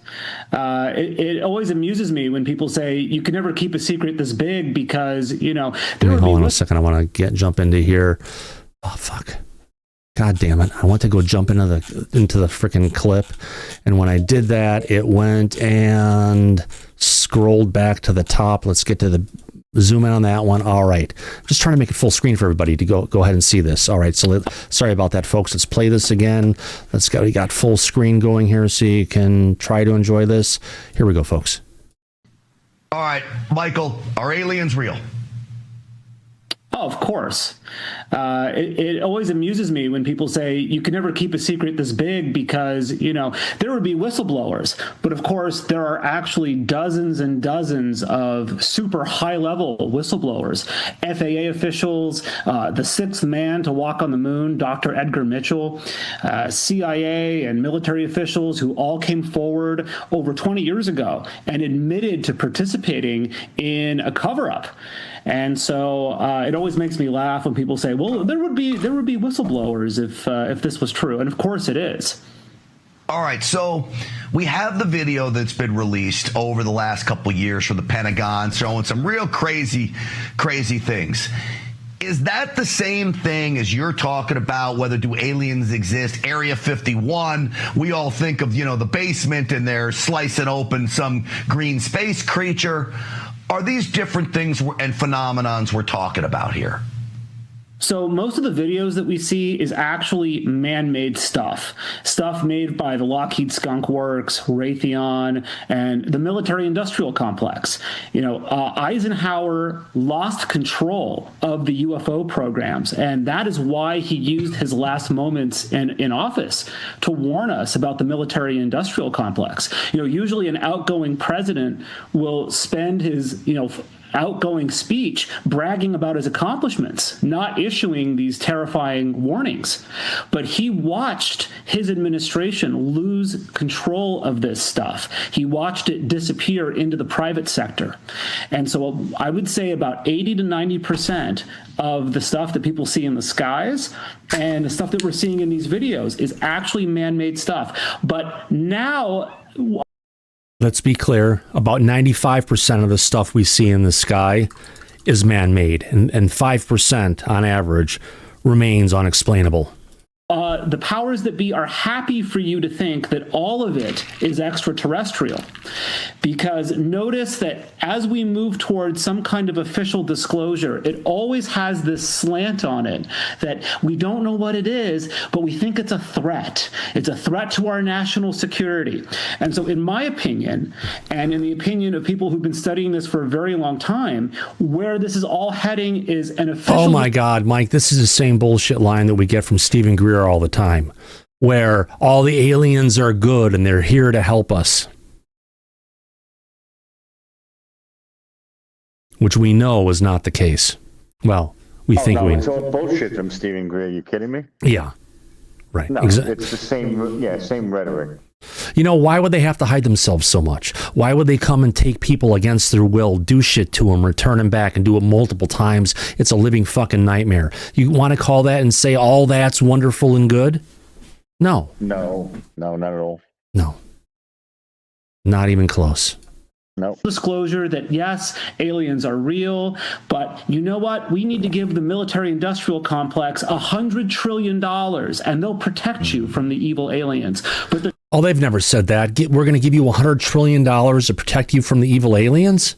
No, it's been the DOD covering this stuff up because, well, they're afraid that if they bring it out, that the world's going to freak out. The markets are going to crash. People are going to freak out. But you know what? I think everybody's already ready for this, Mike. It's not going to cause everybody to freak out. They just need to bring out the truth and let us move on with it. It'll bring out the truth on a Friday. It'll be crazy over the weekends. By Monday, everyone's back to work. the truth is that nobody in power actually believes that these civilizations are a threat. So, are they a threat? I don't think so. You're talking about technologies that dwarf anything that we have. They have the ability to, it seems, bend the fabric of space-time and cross interdimensionally. A civilization with that kind of power, if they were hostile to us, they could have destroyed us a long time ago. All right, so this is interesting, Michael, because you take it from both sides. You say, oh, some of the things we see is just, government experiments or whatever, the military-industrial complex. But on the other side of it, it is also very real. So we're dealing with both situations here. I just wonder, do we ever get the truth? I look at this like I look at Epstein and all the other things. Will we ever get the truth, or is this deep state so deep that we'll never really know? Well, you posed the question in your intro to this segment, could they keep this from the president? When Jimmy Carter was sworn into office in 1977, the first thing he asked for was access to the Project Blue Book files. That was the official Air Force program investigating UFOs. And it was the first thing he asked for because Jimmy Carter famously had seen a UFO himself, and it had changed his life. And he was told by his CIA director at the time, who was George Bush Sr., we're not going to show that to you. So Jimmy Carter, the president of the United States, had to reach out to the Congressional Research Office, and it eventually fell to my dear friend, the famous civil rights attorney, Daniel Sheehan, to try to get access to these files on behalf of the president, and he did. And what he saw was absolutely shocking. Yeah, it's a bit shocking, Mike. Yeah, it's one of those things. You take a look at where it is and just gotta wonder where it's gonna go. Yeah, it's well, we know where we're getting into on that one, eh? Uh-oh, Mike, you there? We lost you. All right, lost you again. All right, I'm just trying to see what else we got. All right, in other news, the Boogospheres have been popping up again, Mike. I haven't noticed lately. Yeah, more of them. You would for it. Yeah, but Giorgio Tsoukalos, the guy from Ancient Aliens, which may have been right all along. The ancient alien theorists or ancient astronaut theorists say yes, that it's real, but not according to the Boogosphere. Look, quite another cheap version of the fake Bet's mystery sphere has surfaced. Google it. Bet's mystery sphere. And this is 2.0, still crappy, non-alien. At least he's speaking up for once. You gotta love him for that matter. All right, let's see what else you've got going on here. Go ahead, Daryl. Just jump right in, please do. Yeah. So I just wanted to, I sent you a text from that EPA website. Yeah. And I can read it to you really quick, just a few sentences, but I sent it to you if you want to pull it up. It's on their page regarding contrails. And it says, are contrails related to geoengineering or weather modification? Right. Federal government is not aware of there ever being a contrail intentionally formed over the United States for the purpose of geoengineering or weather modification is the first sentence. Okay. I just want to make sure that in case there's anybody that's getting excited in the audience, that all these conspiracy theories they've thought of all these years are true. And who's to say the federal government is telling us the truth? So I just leave it at that. I'll leave it at that. That's well. So the head of the EPA was kind of over speaking his bounds. I guess so. I think so the geoengineering thing that you can read about in there is very interesting. It talks about using whatever chemicals to diffract the light to cool the earth, but apparently it's not actually being used. Or maybe it's being used, but it's not being used in the United States. But that's an interesting thing for sure. Yeah. Well, it definitely is. Thanks for clarifying that. At least in the United States, that's not happening. We'll have to go ahead and do research if that's happening. They say, Thomas, but also the Air Force says UFOs aren't real. So, well, there you go. And so does Space Force, for that matter. They've changed our tune once again. But if we can't get to another one here, we've got another one here. You know, if you've got bad knees, well, there's something new coming your way. A new shot literally regrows knee cartilage. Researchers at Stanford Medicine have identified a novel strategy to regenerate cartilage in knees and potentially prevent or treat osteoarthritis. The method targets a 15-hydroxyprostagonol dehydrogenase, or known as 15-PGDH, an age-related enzyme or a growth enzyme. Either way, I'll get past the science stuff on that. But what it comes down to is if you've got issue with your knees, they've got it where they're actually different things where they're actually even injecting it into people's discs to go ahead and help rejuvenate those as well. So, you know, energy goes, time goes on, and we keep on finding new ways to figure out how to fix things in our bodies through science.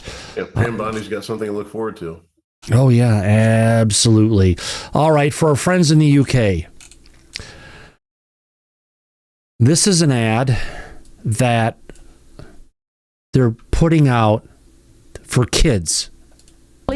Remember, in the United Kingdom, Daryl, if you go ahead and say something that offends somebody, whether they call you Islamophobic or if they call you're against transgender or any of the different isms that they have out there, that they call you, if you're against their mass migration, they call you a terrorist. If you say something, you tweet a meme about it, you're a terrorist. So now they're marketing this to kids to frickin' scare the shit out of them. And they're not even saying what it's for, but this is just like brainwashing coming from, oh God, authoritarian style governments. And I just really feel sorry for our friends in the United Kingdom. You know, Disclosure Tonight is a international program. We have a lot of friends in the UK. I've had friends in the UK for, almost 40 years at this point.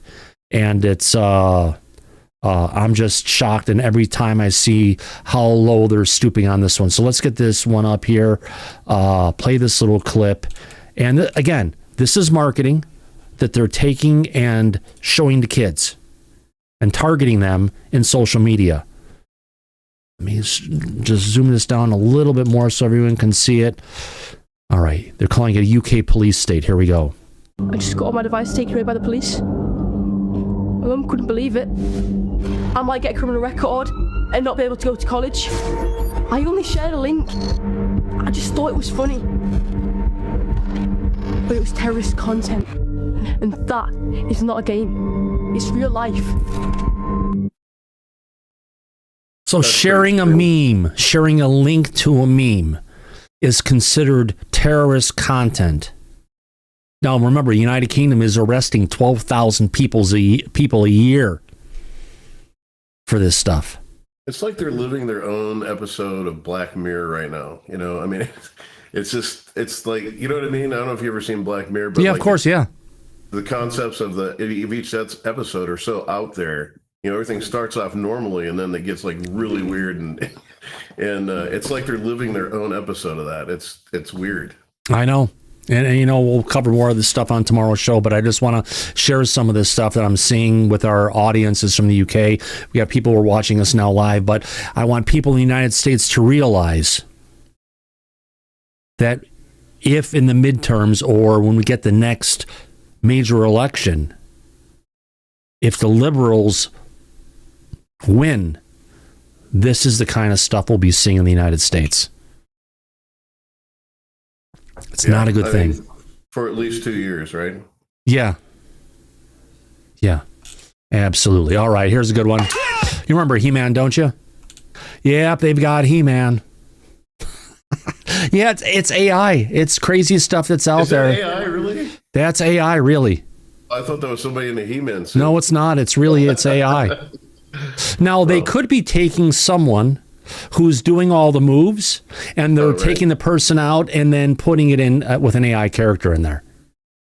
Crazy stuff. All right, let's see what else we've got here. All right, we've got that one. Catastrophic disclosure of the babies, talking babies. All right, we've got that one. No. Oh, God. Did you hear about the, over in Ukraine, did you hear about the gold convoy that they stopped in Ukraine today? I've not heard that. There was a vehicle driving from Ukraine, out of Ukraine, towards somebody else. And in Hungary, who loves Ukraine right now, because they've been threatened to go ahead and actually... are you still around, Mike? I think he's fallen asleep on us. Been a late day. Yeah. You there, Daryl? I need to put Mike to sleep. I'll mute him so he doesn't wake up. All right, here we go. So, an armored cash vehicle carrying $40 million in cash and 35 million euros, actually equivalent to 35 million euros, and 9 kilograms of gold through Hungary towards Ukraine. If they're carrying that much cash, they actually need to check into the borders and everything, but they didn't. Hungary, who doesn't like Ukraine right now, because they're carrying the gold out of Hungary or out of Ukraine? The story is conflicting. Toward Ukraine. Toward Ukraine, right. So this now already transfers since January alone over 900 million, 420 million, and 146 kilograms of gold have been reportedly moved through Hungary towards Ukraine. Convoys of cash and gold escorted by intelligence-linked individuals raise serious questions. Hungary authorities are investigating. Now those behind this operation must explain exactly what this money was supposed to finance, who it was supposed to go to, and Ukraine is flipping out on this one.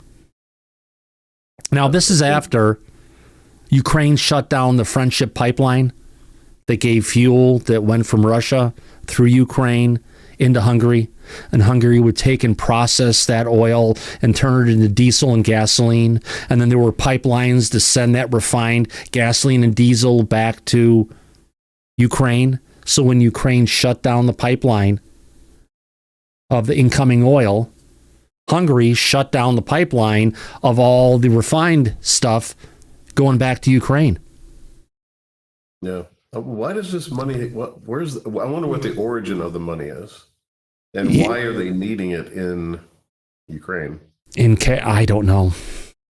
I'll have to check into that one tomorrow for sure. Yeah, we'll have to get into that one as well. And I think that's about everything. We've got to go through everything. That's about everything I think we've got for tonight, folks. Okay, we've got one last story. Okay.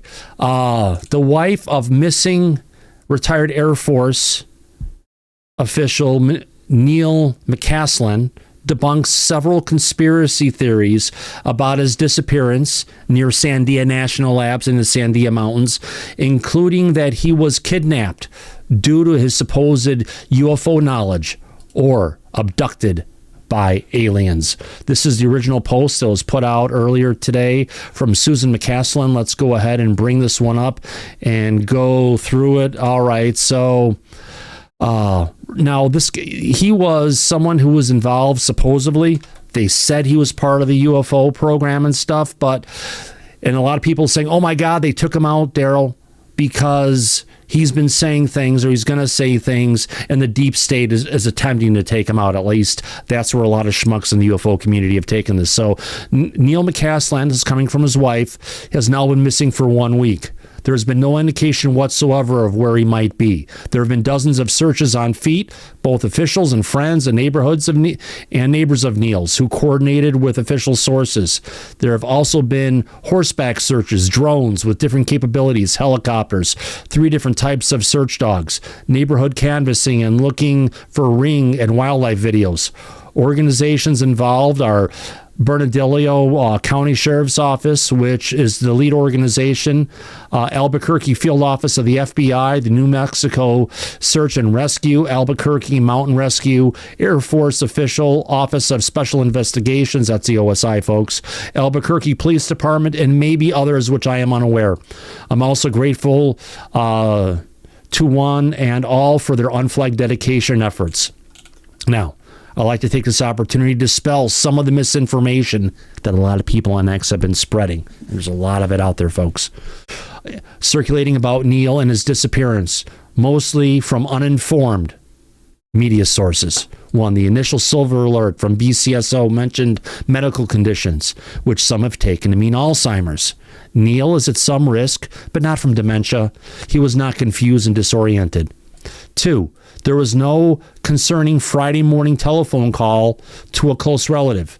I have been in contact with all the close relatives and some not so close ones. This is a complete lie. Fabrication, she says. 3, it is true. When Neil was in the Air Force, he had access to some highly classified programs and information. He retired from the Air Force almost 13 years ago and has had only very commonly held clearances since.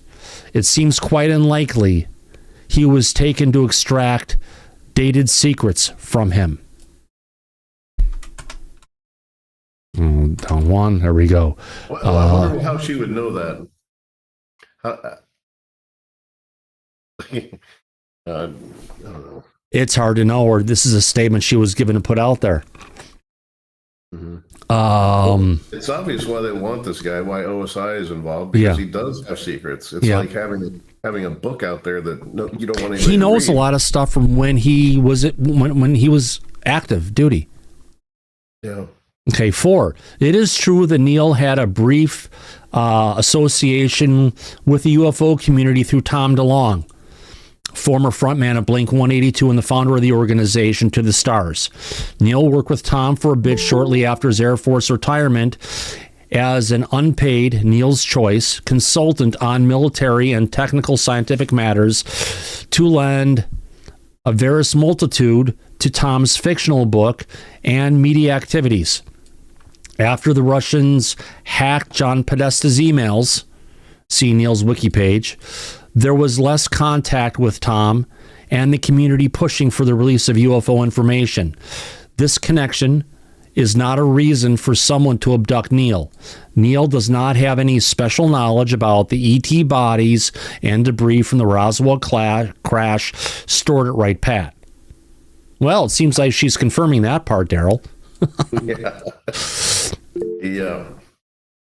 This whole thing is, I don't know how his wife writes, but I mean, it's very, some of the verbiage in here is interesting, like front man and, someone wrote this for her, let's say that. Yeah. Though at this point, with absolutely no sign of him, maybe the best hypothesis is that aliens beamed him up to the mothership.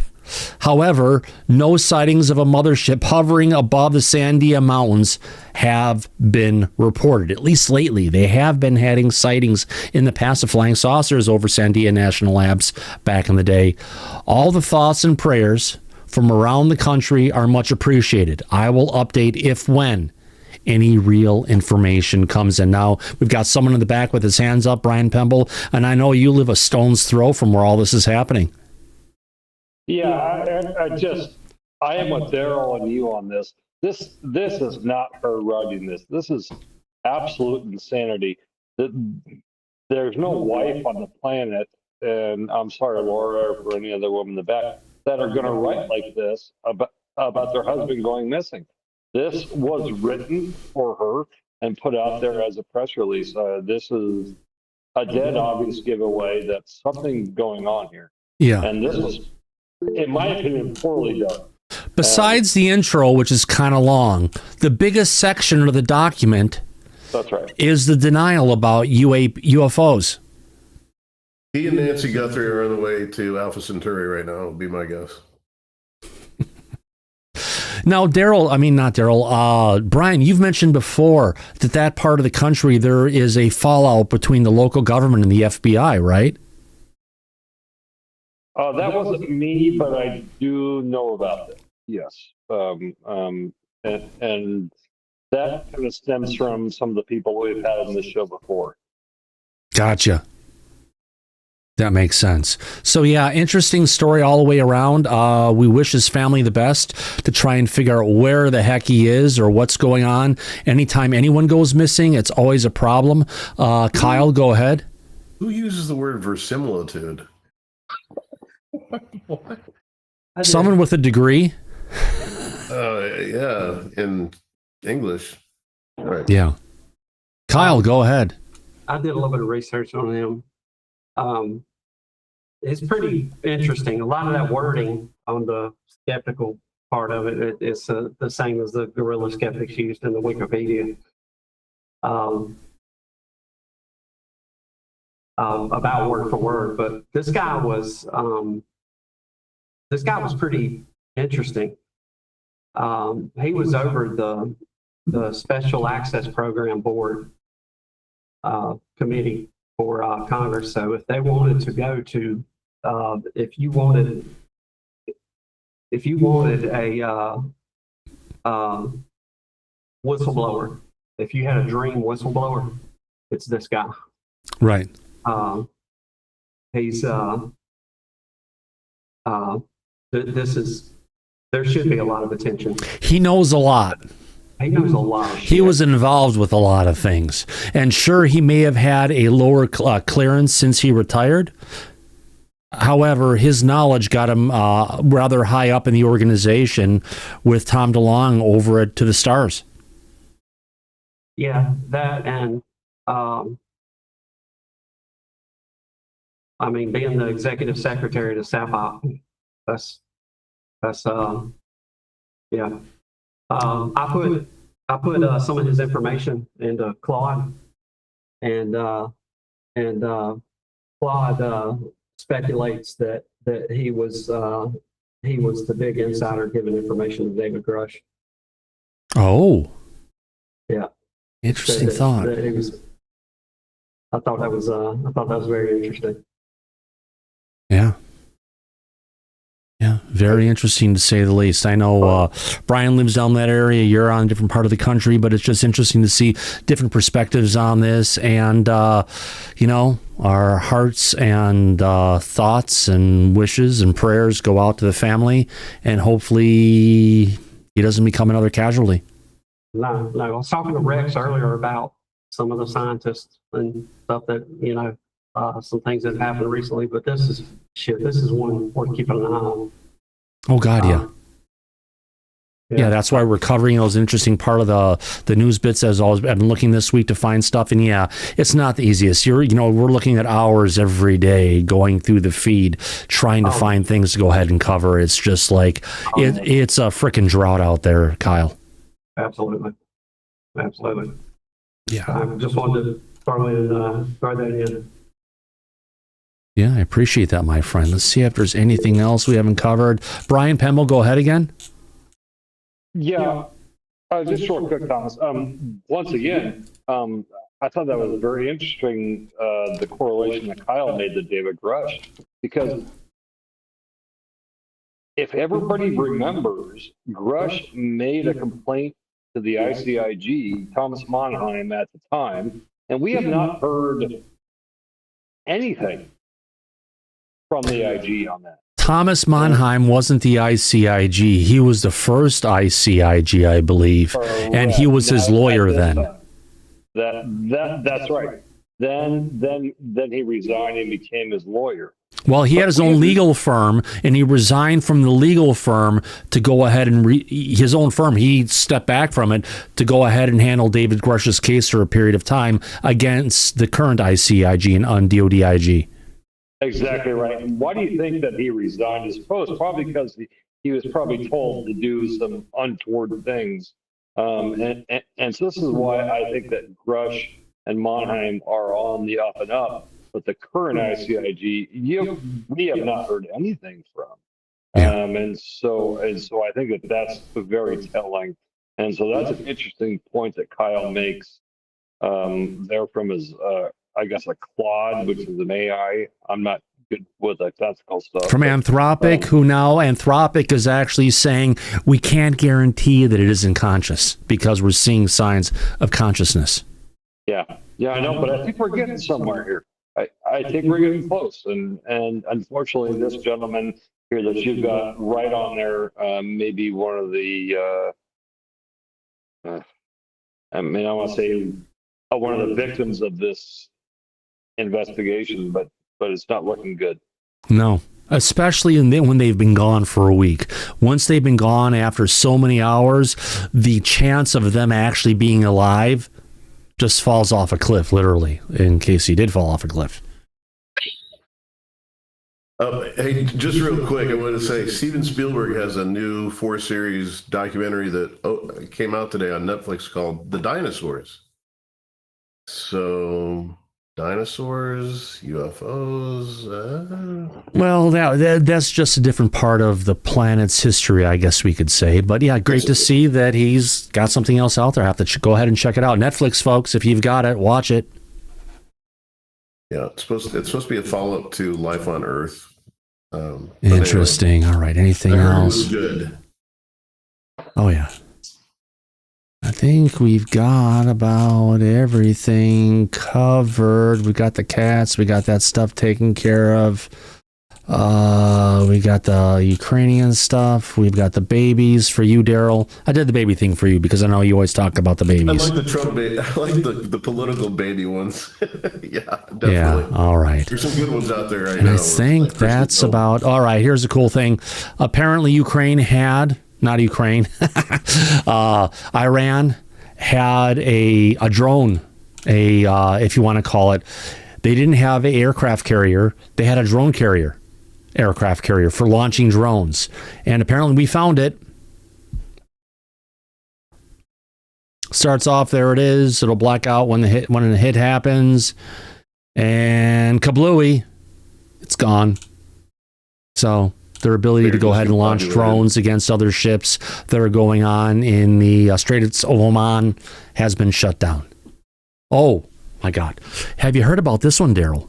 That, oh, God, who are BlackRock and other major investment firms that are out there, there's like 3 of them, have all shut down